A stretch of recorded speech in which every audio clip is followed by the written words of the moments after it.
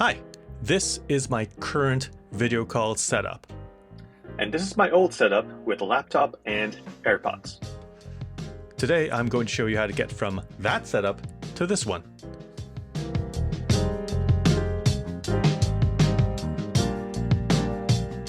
Hey everyone, I'm Wayne, and this video is for anyone who has a more basic video call setup but is interested in maybe taking it to the next level. I'm not going to go into every single detail, just what you'll need to know to get this upgraded as quickly and as easily as possible. We're going to go over 3 different areas of upgrades that you can do to your setup to make it better. The first one is audio. Audio is by far the most important part of your setup, and if you're going to do one thing, upgrade your audio. The second thing that we're going to talk about is lighting. Lighting is often overlooked. People often try and upgrade their camera first to get a better visual, but lighting is going to make a huge difference. Ideally, if you upgrade your lighting, you might not feel the need to upgrade your camera at all anymore. And the third thing is cameras. So I'm using a pretty fancy camera here, but there are different ways that you can upgrade your camera without totally breaking the bank. So I'll go over a couple of options, including the one that I have, in case you do want to take that kind of leap. Okay, I think that's enough intro. Let's get into the first topic, audio. I mentioned earlier that I think audio is more important than video to upgrade. Why is that? Well, let's think about video and the worst case scenarios for that. If your video is starting to break down, get compressed, get pixelated and chunky, it's not great.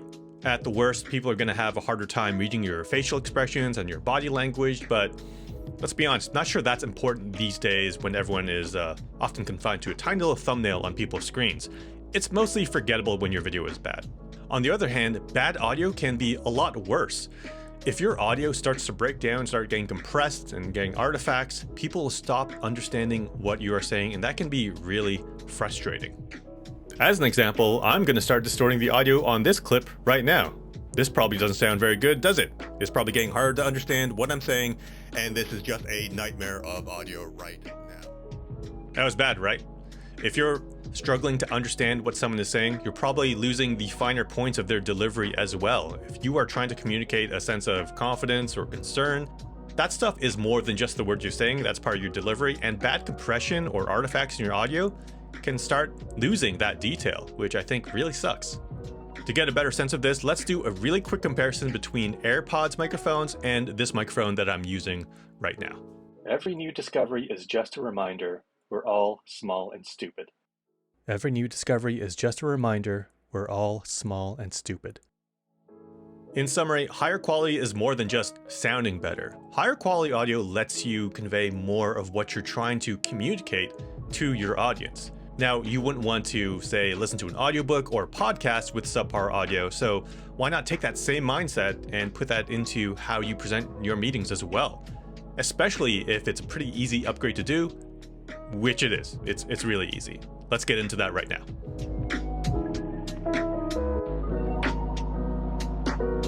Okay, what are the steps to upgrading your audio? It starts with a separate microphone like the one I have right here. This is a Blue Yeti microphone. Blue is the brand, Yeti is the model. I've had this microphone for about 2.5 years now, and it's been really great for me. I haven't had any issues, and the quality is pretty good. So let me tell you a bit more about why I like this microphone and why I'd recommend it to other people as well. Okay, first of all, this microphone was really easy to set up and start using. It uses a USB interface, obviously pretty standard. Just plug it in, plug it into your computer. It's going to show up as an input device and you're good to go. You'll be up using it within like 30 seconds. It's great. If you do shop around for other microphones, you're going to see another kind of interface. That's an XLR connection. XLR, to be really brief about it, is more than you'll need for this kind of use case. XLR is good for musicians who have multiple instruments coming in, or if you're doing a streaming setup and you have a game console and your microphone, you're juggling all that stuff, but it is more expensive, it requires more hardware. Just don't bother with that stuff, just go with a straight up USB microphone. Easy. The second thing that I like about this is it sounds really good. Now, I'm no audio professional, but I think it sounds great, and I've gotten a lot of good compliments about how this sounds during my meetings over the past couple of years, which is really nice.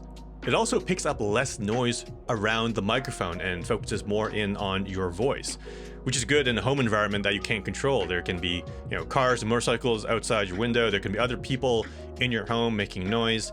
This is more focused, so it has a chance, of course, of picking that stuff up, but it's going to be less than usual. Now, for extra credit, the reason why it's good at picking up more of just your individual voice is because of the polar pattern it has. It has a cardioid polar pattern. Also, what the heck is a polar pattern? Polar patterns define the shape of the audio pickup around the microphone. Another polar pattern that this can support is an omnidirectional pattern. Omnidirectional patterns are basically spheres around the microphone, so it's going to pick up things equally from all directions. A cardioid pattern is kind of an inverted heart shape directed towards the speaker. So it's going to avoid picking up information that is across from you and also to the far corners, and it's going to focus more on what's in front and a little bit to the side as well, which is really perfect for an individual speaker. As a nice little feature, this Yeti microphone has a switch where I can go from the cardioid pattern to an omnidirectional pattern. It has other patterns as well, but I'm just never going to use those anyways. Those are the ones I think are most relevant for this use case. The next thing I want to point out is that this microphone has a monitoring output for my headphones. So I'm actually connected to this right now, connected directly to my microphone. So that's passing all the audio from my computer so I could just use it normally, but it's also giving me a bit of the audio of the microphone. So I'm feeding a bit of my voice back into the headphones.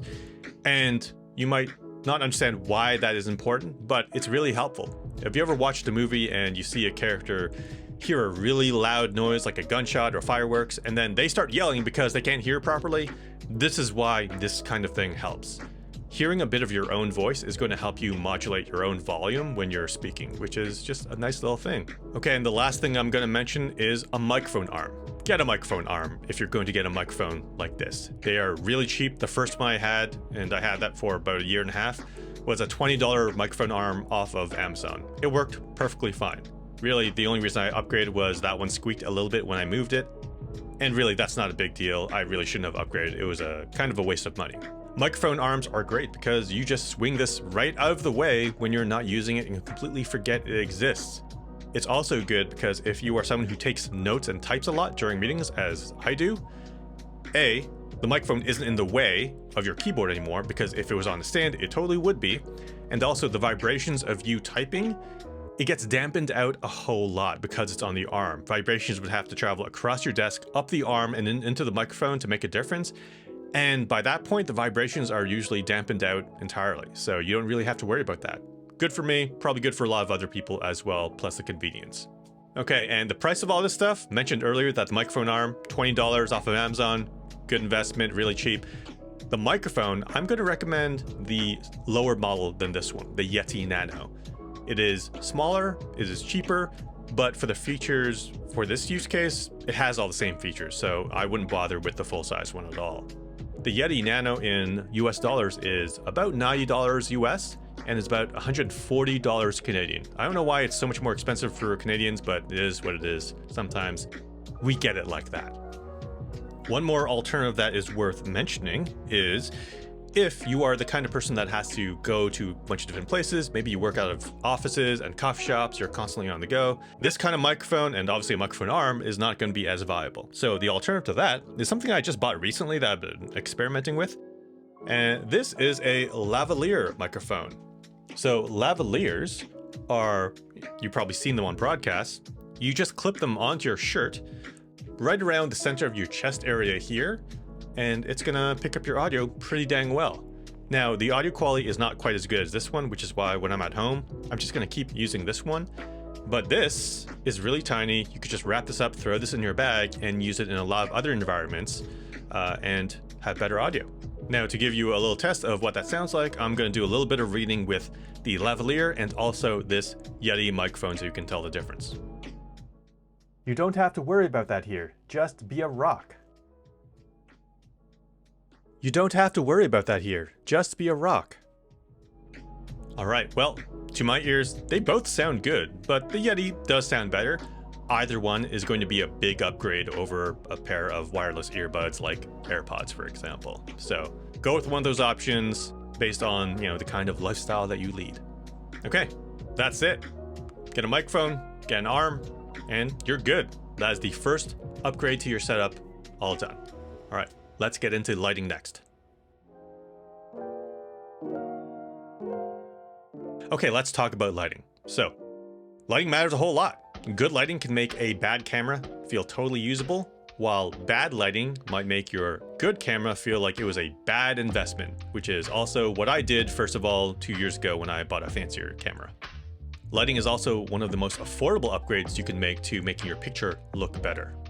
So to help prove this point, let me show you a couple of different examples using a laptop camera for all the lighting examples, because I think that's what most people have anyways. Let's check this out. First up, we have natural lighting. So I have a window over on my right, and it looks decent, but you're pretty much at the mercy of weather here.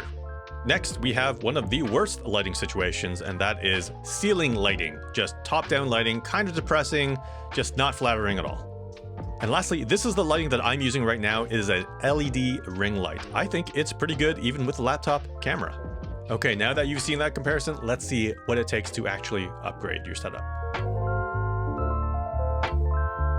I would recommend that you get some kind of LED-based light. So LED lights come in a couple of different form factors. I myself am using a ring light.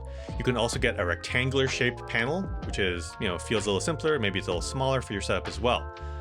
LED lights are good because they have, a lot of them have variable intensity, which, you don't know what your environment is going to need. So having that adjustable is really good.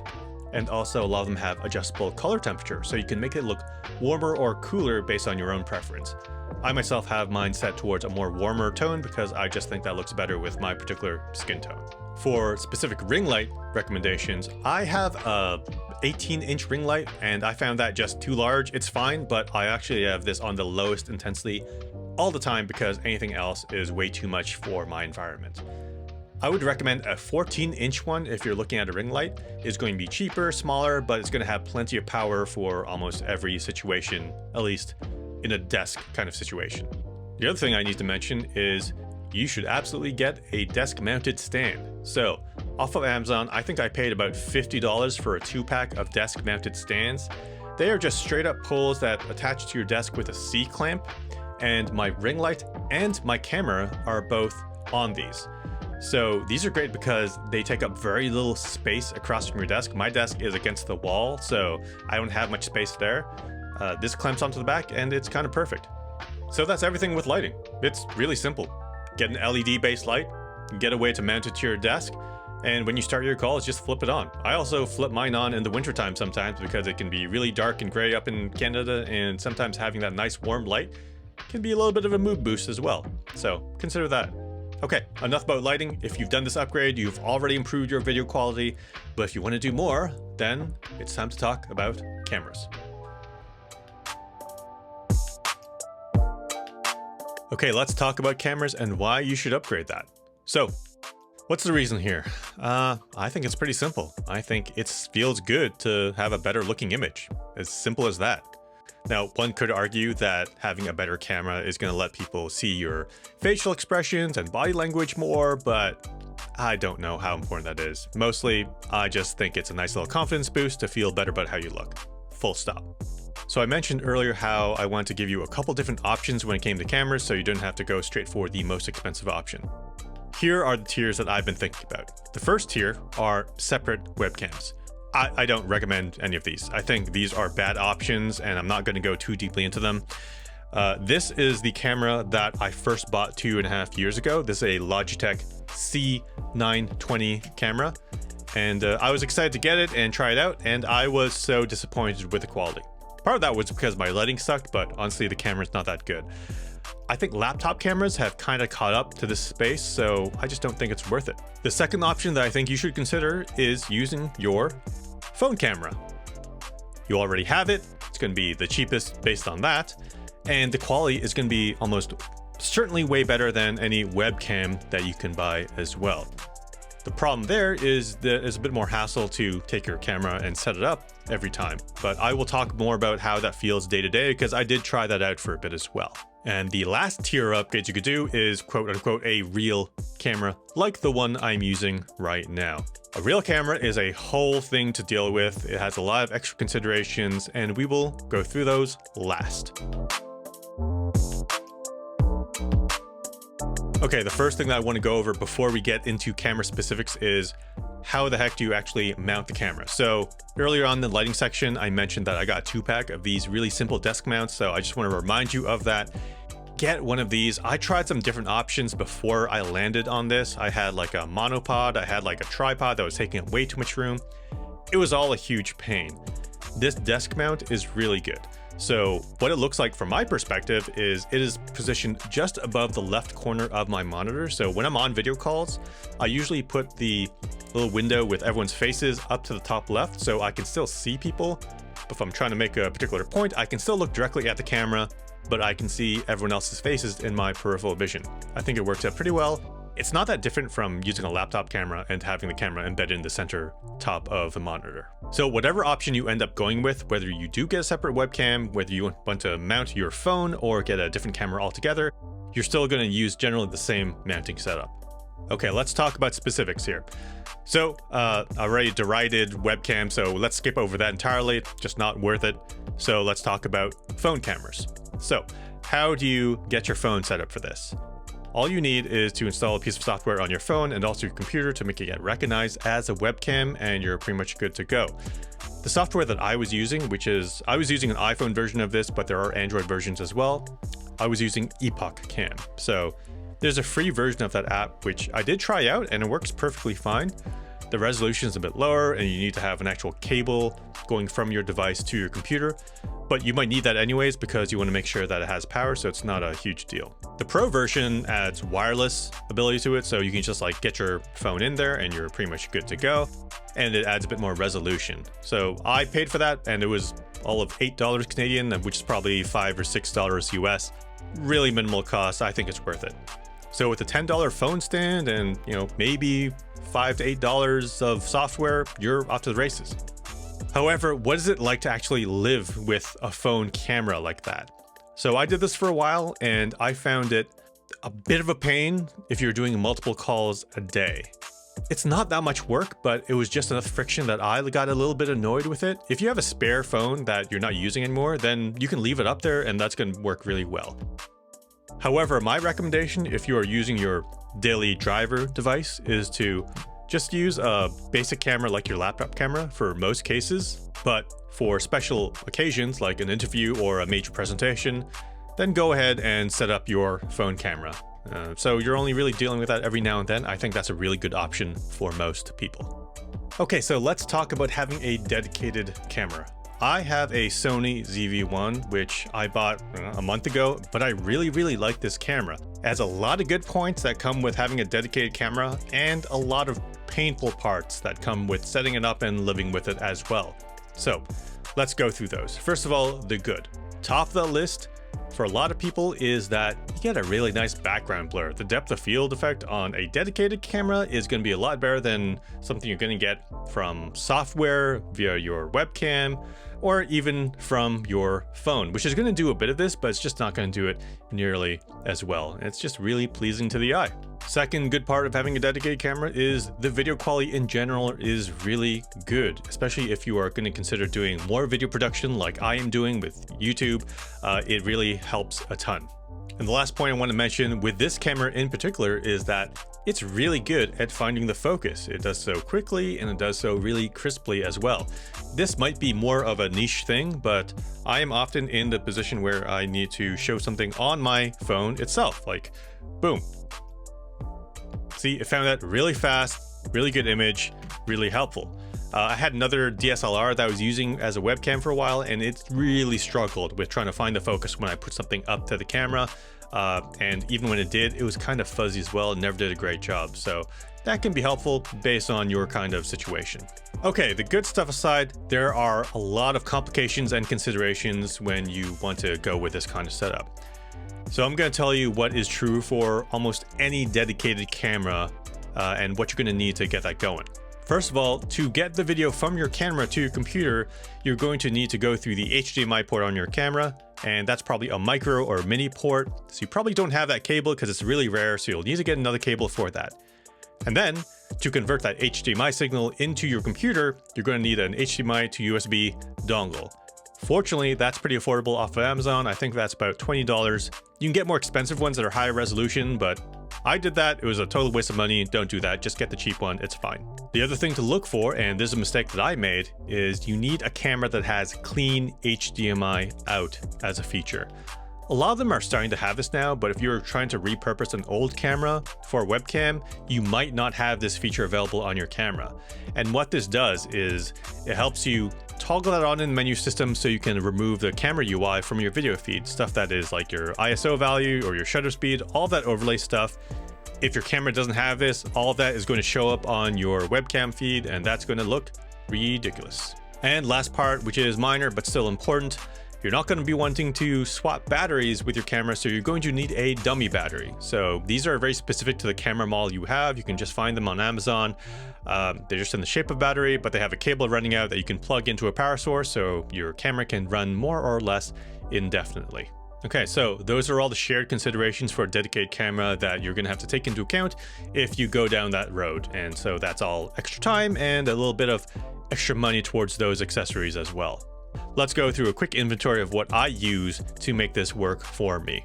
First of all, we have the Sony ZV-1 that's priced at about $750 US or 1,000 Canadian dollars. We have my desk mount. This was part of a 2-pack that cost $50, one which I use for my light and the other for my camera. We have an HDMI dongle. I have a very expensive one, but the $20 one, which I recommended earlier, that's all you need. So that's 20 bucks. A dummy battery, that is probably about $20 or $30 depending on your camera model. I have one of those too for my Sony ZV-1.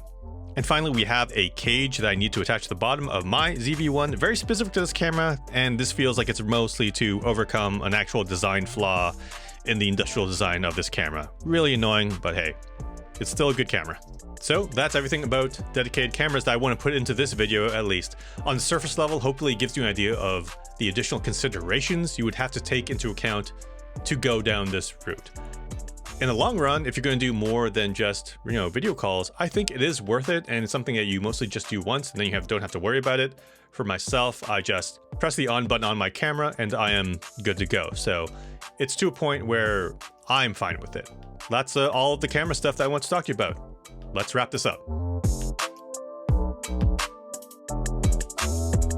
Covered audio, we covered lighting, and we covered cameras. Hopefully this was useful to you. I know that for myself, over the past 2.5 years, I have enjoyed having a better setup. It kind of feels nice to know that I'm looking and sounding my best. Well, at least from a technical perspective. Everything else physically is, gone real downhill over the past 2 years. Now, if you like this video, would really appreciate a like, thumbs up, whatever they say, and also subscribing. This is the first video that I'm doing on this channel as I try and make this a regular kind of thing, so don't really know what I'm doing, but would appreciate if other people were along for the ride. So I have other videos that are coming up. I got some on design and technology, some prototyping tools, and I don't know, I'm trying to figure this out. I'm going to experiment, so hopefully it'll be interesting to catch that as well. All right, thanks for watching. Take care.